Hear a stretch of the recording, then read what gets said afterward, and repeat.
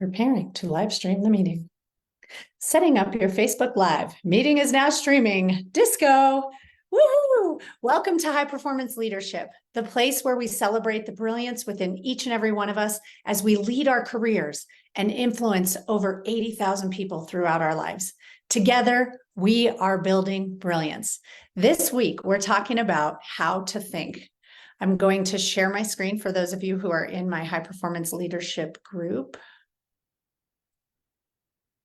Oh, I was like, how come it's not there? Because I was clicking on the more button. Share screen. Okay, I'm going to have to get this into presenter view. Oh boy. This is an example of role modeling high performance. The world's highest performers trust in their ability to figure things out. And as tech changes and things, different platforms that I'm adding on as I build out my business ecosystem with tech, it's fun trying to get all this aligned. So for those of you who are listening on the podcast, I invite you to go to facebook.com/groups/we are building brilliance so that you can watch me live delivering this training. This one I have created visuals for. That's why I want you to go there so that you can see the images. It will really support your understanding. And for those of you in the group, I see you, brilliant beauties, on the cutting edge, leading the way. I celebrate you. So I wanted to dive in. We know that the four things that set great leaders apart are the actions they take, which influences the results they achieve, which is the second thing that sets them apart. The last two things that set them apart fascinate me because they're the things that if all people are like icebergs, these are the behind the surface things, or beneath the surface, not behind the surface. And so these are the things that are, the two topics are how they think and who they are. And often we operate at such a fast pace in our lives that we don't spend time consciously deciding who we are. Often, if we're being honest, we've let the world determine that for us, whether it was our parents, our teachers, a boss or supervisor, a friend even, or maybe a not so nice friend. So it's time. The greatest leaders know who they are and they focus on how they think. They monitor their thoughts or use metacognition in very high sophisticated ways. So today I thought it would be interesting to dive a little deeper into that characteristic of how to think. And I really believe that when we change our thoughts, we can make shift happen in our lives. So I want to share with you my favorite tool to think. This is the tool I turn to when I'm down in the dumps. It's the tool I've turned to when I was ready to break up with the gentleman who I was so crazy about because we had a massive fight over our first date night that was, that's a story I don't even want to get into, but the point is it's a juicy one and it led to this being shared with so many people because he went raving about it. And he was like, this is the best tool because literally we took what would have been a blowout argument and we made it like, it turned out to be like a 6-minute conversation. And we both had our hearts heard. We were both acknowledged and recognized and we came to a solution and it never happened again. Isn't that like the outcome we all want when we're in a conflict in a relationship? If you want to hear the whole story, sign up for my masterclass. I'll take you through the ladders of the before, during, and after what happened so that you can apply that to your life. So I want you to go to the link, get signed up. It's December 11th through the 15th at 7 p.m. Mountain, 9 p.m. Eastern. And it's free. So get yourself signed up.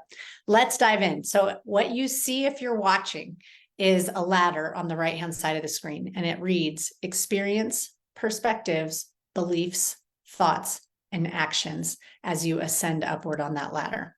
So I'm going to use this ladder to start with a very simple example of the number one excuse that I hear us all making, and that's that I don't have time.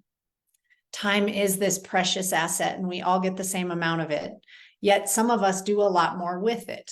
And so I want to help you make shift happen so that you can maximize the minutes and achieve greater control over your calendar, have more time to spend with your loved ones, to be proud of yourself as a mom, to be an extraordinary leader and show up calm and relaxed, to practice exercise, to practice self-care, to get that exercise in, to be able to meal plan and prep, to be able to go for walks in nature, to be able to join your kids doing whatever they enjoy, and to still have enough energy left over at the end of the day to nourish your mind and read great books or listen to podcasts or watch YouTube videos, something that really enriches you, not something that's just distracted, mindless scrolling. So we're going to start with this experience that was a moment in time when I was founding downtown Denver's first elementary school. It was a very stressful chapter of my life as a single mom. I felt like there was not enough of me to go around. So my experience was that I would wake up. I was queen of managing the minutes. I would even tell myself in my head as I walked through the house in the fewest steps possible to get out the door, I manage the minutes. I manage the minutes. I manage the minutes. I had literally reverse engineered from leaving to drop my daughter off at school to the morning in the most efficient way possible. Why? Because I don't like mornings and I love sleeping in. So I tried to architect that. Those of you with children know you can't do that. But I was still in my early motherhood days and learning that thing. So now I know you just pad an extra 30 minutes and your life will be better. But back then I didn't know that. So I would wake up, rush through my morning routine, shower, do my hair, do my makeup, get dressed, get Gigi up, get ready for school, and then off we'd go. Then my day became hurry and hustle through meetings, pick her up, make dinner, pack lunches, and prepare to do it all over again. I call it the hamster wheel. It just kept going. Every day was like that. And so the perspective I had, for those of you new to the ladder who haven't seen this with me before, think about the root, spectacles, spectator. That means to see. I was trying to think of another spect word. If you have one, drop it in the comments. I love wordplay and learning about words. So for what we see, for me, all I could see was that I could barely keep up, that I was drowning. I also saw, as I looked in my community, beautiful families, men who would be out playing with the kids while the mom got to sleep in or go to the spa or go join her friends for brunch. And I was a little envious. So that was what I saw as I look back at that moment of time. I'm going to skip the beliefs rung for right now. So for those of you who are just taking some notes, leave some space. Thoughts, what I was constantly thinking to myself and telling myself and reinforcing, and our words have energy. So the energetic vibration of my thoughts was actually bringing me down. And then I had to work hard to lift myself up, to bring myself down. Do you know how exhausting that is? It's like being on a Peloton and having to stop while your resistance is at 50 and then to pedal and then to stop and then to pedal. That is so hard. You would never do that, right? You would gradually increase and then gradually decrease. So instead of starting and stopping, I have learned high performance tools and habits and systems that help consistently perform so that and that's how they're happier, healthier, and less stressed, is because they're consistently performing. They're not exhausting energy that doesn't need to be expended. So my thoughts were constantly creating this low vibe frequency of I don't have time, I'm exhausted. And then I would reframe my thinking to reclaim my life. That was a mantra I carried with me through this challenging chapter. Reframe my thinking to reclaim my life. And I would tell myself, everything gets done eventually. Breathe. Didn't always make it easier, but it did help me calm down. My actions were to grind through one day after the next. I was trying to find joy. I really tried to be present as a mom. In the moments when I was painting with Gigi, I was present and not worried about email, even though they were flying in. I wasn't worried about my dissertation, even though all the books were stacked neatly by category all over my kitchen table with a gigantic Post-it note on the wall that had like my big outline and process. Work was all around me, but I tried really hard to be present. Yeah, honestly, no matter how much I succeeded at the university in my doctoral program, at work, or with my daughter, I always felt like I wasn't enough, like I wasn't doing any role well. And I share that because I know you may be going through that too, where you've got so many different roles and responsibilities that all of them feel like they're not going well. And we're here to change that, to make shift happen. So I want to invite you to ask the most critical question. And that is, as you look at your thoughts, write them down. And then ask yourself, what beliefs must I have if I'm thinking that? Our beliefs inform what we think. It's why I have loved returning to church, because I'm hearing things like, I'm beautifully, wonderfully made. The best is yet to come. It keeps you optimistic and focused on moving forward. It's like the best charge for my week. I do wish we had church again on Wednesday evenings or Thursday, because from Sunday, I do pretty good Sunday, Monday, Tuesday, and then I'm like starting to need a reminder. And so I've been building that in, but I wish it was at church because it's a different feeling. Anyhow, so I had the thoughts wrong. Remember, that was, I don't have time, I'm exhausted. And then I reframed my thinking and I had, everything gets done eventually. Breathe. So if I ask myself, what beliefs are underneath that thought? The things that I believed were, this was what it takes to succeed. I wouldn't have been doing it if I didn't think it would lead to success, right? I told myself success requires sacrifice. And then if I dig into beliefs a little bit further and say, what else might I believe?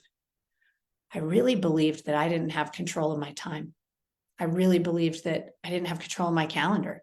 I was a people pleaser. So if you put stuff on my calendar, I'll do everything for everybody. And my calendar showed it. It was a mess. And I didn't have control of my roles or my responsibilities. It's hard to kind of own that. So the beliefs rung, when you start getting that itchy, agitated feeling, that's a sign that you're not living in your truth, that you're not being authentic in your life. And so I want to encourage you to be able to look at that closely and to ask a critical question. Is that really what I believe?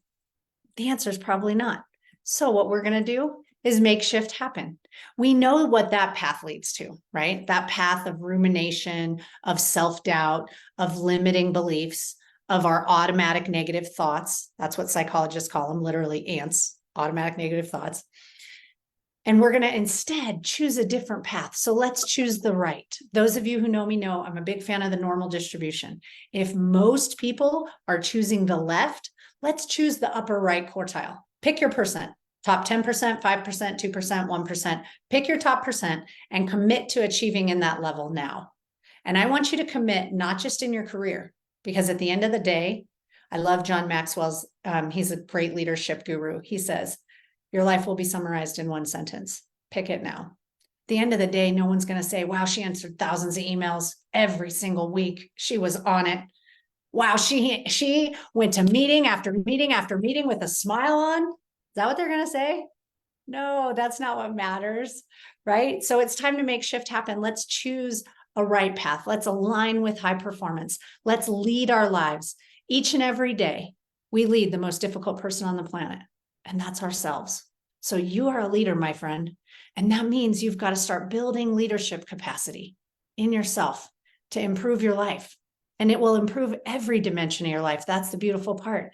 It'll improve your prioritization of self-care so that you have an overflowing carafe to pour from each day and throughout the day. It will affect your finances. It will affect your quality of sleep, which affects your focus and productivity. It will affect your food consumption, your fitness. All of these things elevate when you look at the great 8 dimensions of your life. That's what I call them. And if you haven't heard those from me before, I do invite you to join the free masterclass so you can get oriented to life beyond your career. I want you to crush it at your career. Don't get me wrong. I just don't want you to come across the finish line and have destroyed your family and your health in the process. That's what the norm is, right? Look at divorce rates, look at obesity rates. There's a lot of conflict that happens because we conform to the norm. So I want you living a Romans 12:2 life. Do not conform to the patterns of this world, but be transformed by the renewing of your mind. So let's make shift happen. Are you ready to see what this ladder looks like? This is the improved ladder. So I started establishing a relaxation routine to prepare my mind for rest.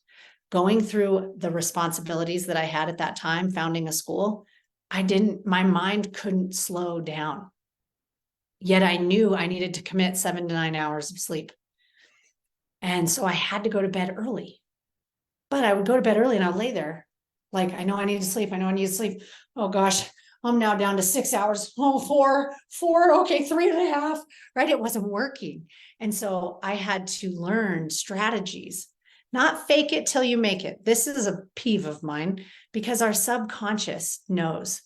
The electromagnetic frequency of words imprints itself on us. And so when we tell ourselves we're a fake, that's not healthy, my friends. You are not a fake. You are a brilliant beauty. You're authentic. You're real. That's who we are. So I want you to replace that language with act as if. I started acting as if I was a high performer. I studied their plays and I told myself, I'm going to give this a try. And I kept a spreadsheet because those of you who know me know how much I love math. You can count on it. It's a nice subject. So I had a spreadsheet with all of my high performance habits that I was playing with. And I started to document which ones were helpful and which ones really weren't, so that I could simplify. The world's highest performers tend to focus on no more than 3 major things at a time. So here I had my list of 27 things I wanted to try. And obviously what happens? We fail, right? I don't want to see you fail. Pick 3 things. Say, I'm going to try this. I'm going to try, saying a mightiness mantra in the mirror first thing in the morning when I'm brushing my teeth. I'm going to watch what I eat after 2 p.m. because it's going to affect how I sleep. I'm going to sleep, commit to sleeping. So I'm going to prepare a relaxation routine for my mind so I can actually sleep and get into that core and REM state of sleep that's healthy.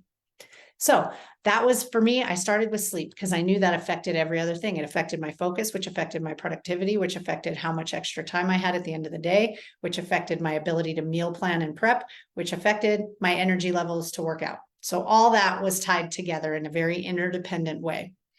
What I saw, I didn't see all the sacrifice anymore.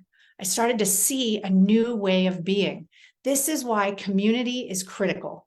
You need to be architecting your environment with intention, placing yourself with coaches, with mentors, with a tribe like we are here in high performance leadership that are going to elevate you. Renzulli reminds us that a rising tide raises all ships. And so when you know the world's highest performers are happier, healthier, and less stressed than their peers, and that they generate the energy they need to endure the challenges inherent to life, when you see that in the world and you see that around you, your monkey see, monkey do neurons, that's a tongue twister. Your monkey see, monkey do neurons start emulating those behaviors. We're wired as social beings. And so we want to be accepted because we need each other to survive. So that's hardwired into us from evolution. And so when we're around others that are really performing, we emote and try to relate with them. So get yourself in that environment. The beliefs, we're going to skip that one again and run to thoughts. So my thoughts ran to, I can experiment with high performance habits and find what works for me. I'm going to reclaim my agenda. I'm going to look at my calendar. I'm going to map my roles and responsibilities, and I'm going to manage my days. And I'm not going to use external reasons to support my excuses. I had a lot of them. I'm a single mom. I'm on a solo income. I've never received a dime of child support or maintenance. I had a lot of reasons to make excuses for myself, but I chose to use the 2 words, I don't. Notice how authoritative that is, how empowering it is. I don't look for external reasons to support my excuses. It's called confirmation bias. We make the excuse and then we go out and confirm it. High performers don't do that. They don't negotiate with themselves. So I want you to write that sentence down. And if you're an excuse maker, you stop that today. You draw a line in the sand and you say, I don't look for external reasons to support my excuses. You will start to raise your standard, which will raise your quality of life after you make that choice, my friends. That's a bold, courageous move. So I support those of you who chose to do that. And then the actions that came from that empowered thought, that high vibration thought, was to list all my roles and responsibilities. I literally mapped out as a mom. I want to paint with Gigi at least twice a week. I want to go to the grocery store and map out my meal plans and shop for healthy foods. I want to use efficient meal prep. I was also on a very tight budget at the time, so I was playing beat the receipt and trying to spend as little as possible while also eating healthy. And so those roles and responsibilities, like also things like pack lunch and laundry got to go on that list because there were things I was doing. You get credit for doing the small things too, friends. How you do the little things determines the amount of big things the universe will bring to you. So if you want to do big things, you got to do the little things right. So that was the start. Then I took my roles and responsibilities at work. And you want to know what I realized? As an overachiever and people pleaser, I was doing way too many things that were on other people's agenda. And I started shifting to the 20% of things that got me 80% of the results. And then I called that my new A for the day. I was able to prioritize self-care rituals because I had the extra time when I wasn't allowing everybody else to rob my agenda and to distract my focus. And when I'd managed my minutes on my calendar, I had enough time to prioritize self-care and to truly experience joy in my life. So I want you to take that ladder concept and write an experience that you're having right now. Write down the way that you're seeing it in the perspectives wrong, skip beliefs, then write down some automatic negative thoughts. Get those ants marching along the page. Then write down, what did you do? If I was beside you looking at your life, what would I see? If I was like parachuting over, looking down on you, what would I see you doing? And then I want you to take those thoughts and actions and use metacognition to analyze, what beliefs must I have had to be behaving in that way? What beliefs must I have had to be thinking in that way? And write that down. Then the best part, my friends, is to make shift happen. And I want you to take that experience and rewrite your ladder. Because when you reframe your thinking, you can reclaim your life and experience success on your terms. I want to invite you, for those of you listening outside of our high performance leadership group that I'm live in right now, if you've gotten a hold of this another way, if you're listening on the podcast or if you're viewing on YouTube, I want you to go to facebook.com/groups/We Are Building Brilliance. That's what we're doing intentionally. Together, we are building brilliance in ourselves, in each other, in our families, in our communities, in our workplaces, and in the world. So I want you to join a community rooting for you to rise. It's really important to architect that environment together. I also want to invite you to register in the link in the comments for my free masterclass, December 11th through the 15th at 7 p.m. It's the last one of the year, and it is jam-packed. Literally picture yourself coming to earn an associate's degree in 5 hours. I'm going to take over 20 decades of research on high performance and leadership and have consolidated it into the best lessons I've learned that have had the greatest impact on my career success and my ability to make shift happen in my life. With that, my friends, thank you so much for being here this week. Sending you loads of love. Go out and shine your love and light into the world. Have a great week.